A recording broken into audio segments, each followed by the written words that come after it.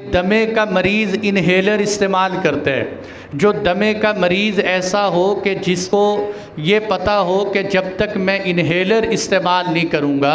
तो उस वक़्त तक मेरा रोज़ा मुकम्मल नहीं हो सकता, तो ऐसे आदमी को रोज़ा ही नहीं रखना चाहिए। इसलिए कि इन्हेलर के इस्तेमाल करने से रोज़ा फासिद हो जाता है, क्योंकि इन्हेलर के अंदर दवाई होती है जो इंसान के फेफड़ों में जाती है, तो इस दवाई की वजह से इंसान का रोज़ा फासिद हो जाता है। इसलिए दमे का जिस मरीज़ को ये पता हो कि मैं इन्हेलर के बग़ैर रोज़ा मुकम्मल नहीं कर सकता, वो रोज़ा छोड़ दे, बाद में उस रोज़े की क़ज़ा कर ले। और अगर कोई ऐसा मरीज़ हो कि कभी तो इन्हेलर के साथ उसका रोज़ा मुकम्मल होता है, कभी कभी वो इन्हेलर के बग़ैर भी रोज़ा मुकम्मल कर लेता है, तो ऐसे आदमी को चाहिए कि वो रोज़ा रख ले। जब उसकी हालत और कंडीशन ख़राब हो तो वो उसी वक़्त इन्हेलर इस्तेमाल करके रोज़ा तोड़ सकता है और बाद में इस रोज़े की क़ज़ा कर ले, उसको रोज़ा तोड़ने का गुनाह नहीं मिलेगा।